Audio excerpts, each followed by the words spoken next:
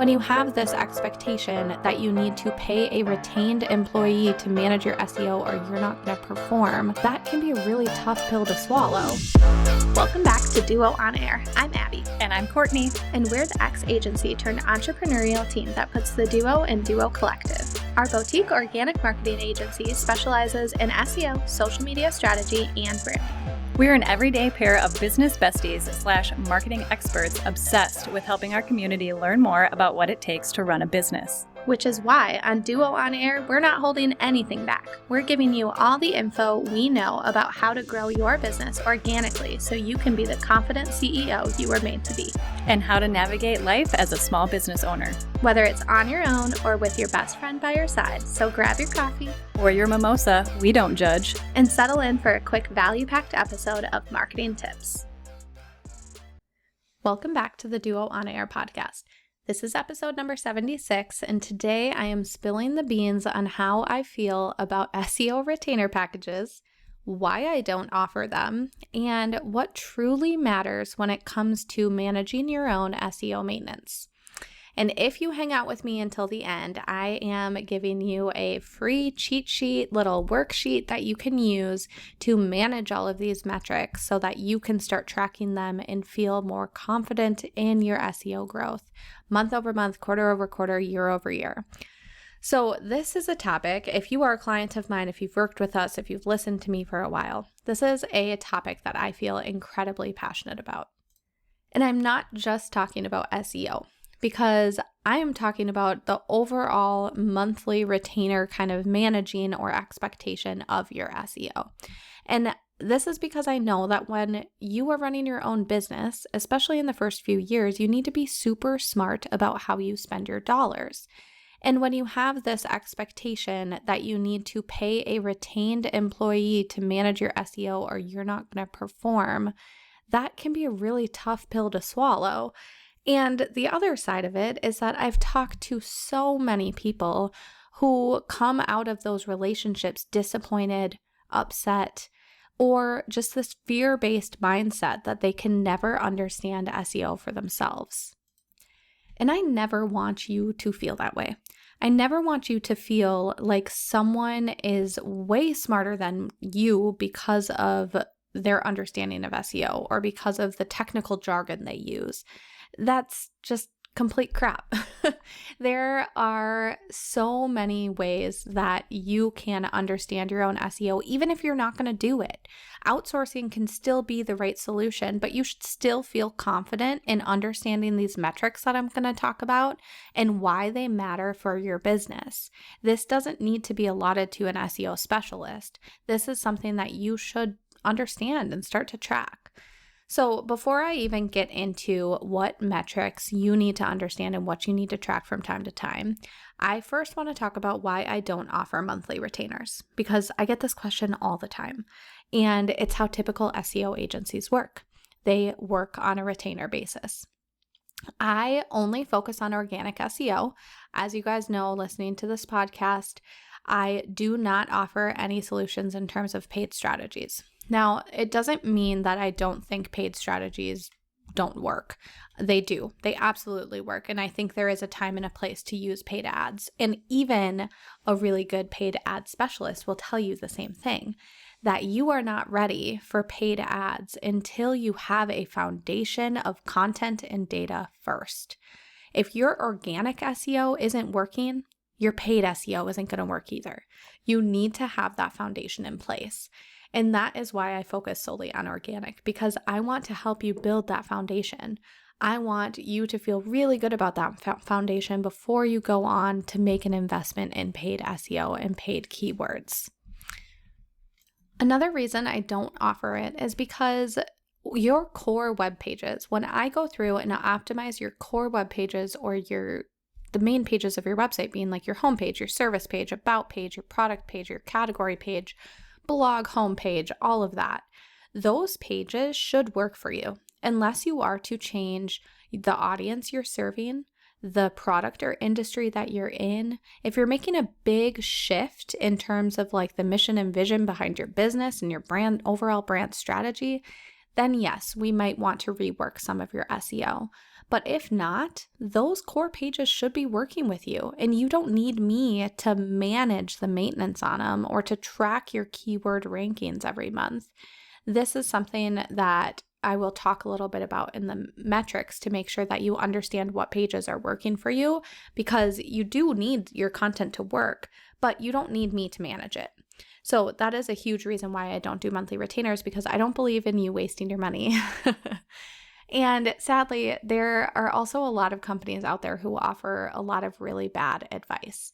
And you'll hire monthly retainers or you'll hire one-time help from Fiverr by SEO experts, and then you leave feeling just crappy because you don't know what you got for your money, you're not seeing results, and you also don't understand it. So if you scroll all the way back to episode 19, I will link this in the show notes as well. We talked all about bad SEO strategies. And sadly, there's so many bad strategies that people still use. And sometimes people still truly believe in them and they don't actually know that they're bad. And so this is something that you really just need to trust the person that you're leaning into, because those strategies, they can sound smart, but they're just really not going to work very well for you. So let me give you an example of something that I see quite frequently.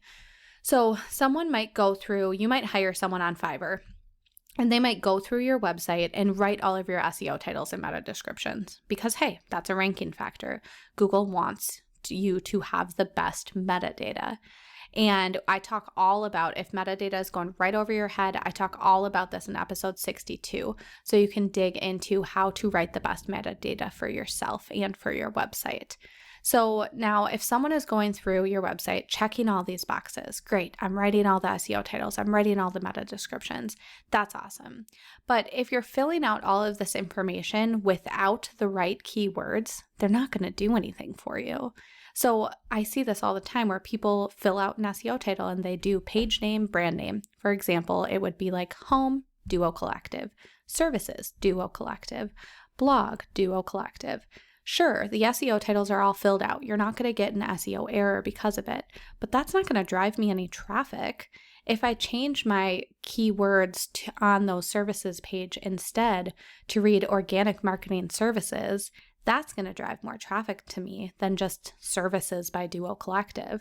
So this is something that sadly, when we put our money towards some of these low monthly retainer projects, you're not getting the best performance because things are just being completed at the bare minimum.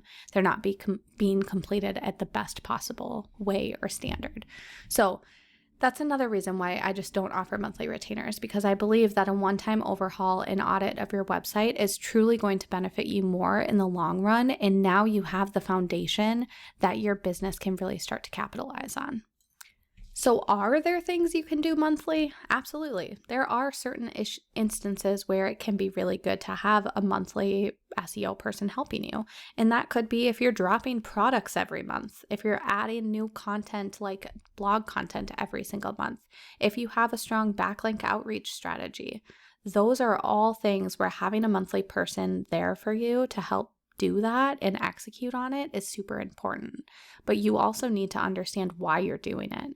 Just hiring someone to help you with SEO without understanding the why behind it is a huge red flag and might end up leading to giving you poor results or not seeing performance because of it. So before I jump into all of these metrics that I want you to start understanding and measuring for your own business from time to time, it would be silly if I didn't help my clients after I finished an audit for them. So I do absolutely jump in and do maintenance when needed for my clients, but I don't do it on a monthly or retainer basis.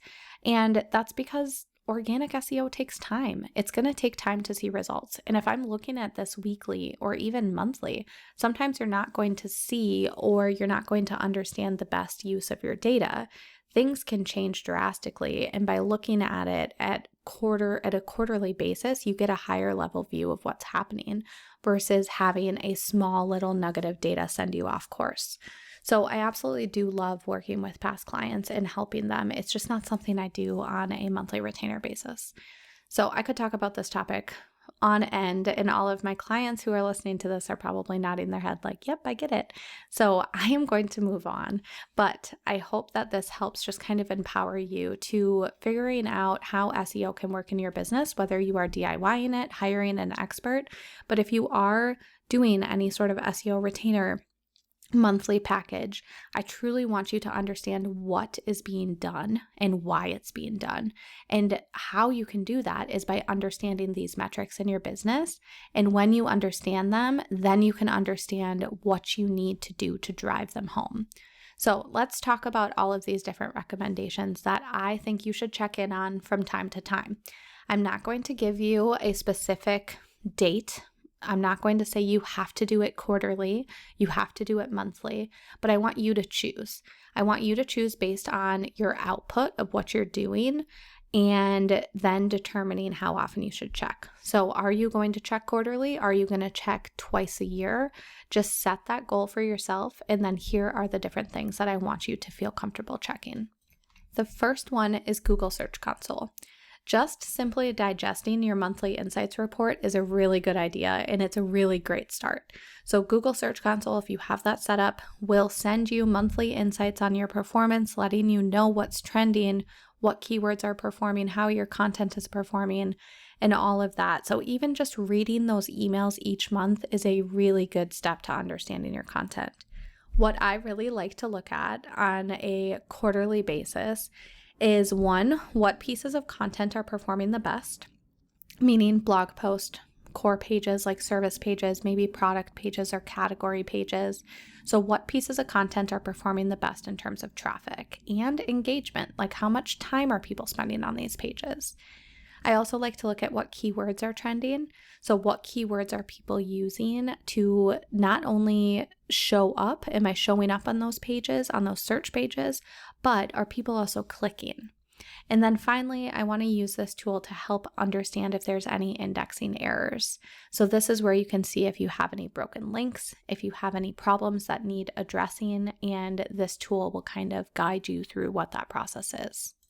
Number 2 is doing a high-level audit of your website. So you can use tools like Ubersuggest, which is really great for this. I typically suggest Ubersuggest for a lot of my clients because it is really affordable and it's a great tool to just put your own website into your project and then have it email you it actually emails you each month if you have that notification ticked on to let you know what errors are popping up time and time again. And then you can go through and update things as they pop through. So looking at high-level audits will help identify things like your SEO titles, your meta descriptions, if any URLs have issues, if you have broken links, if something's going on with your page speed.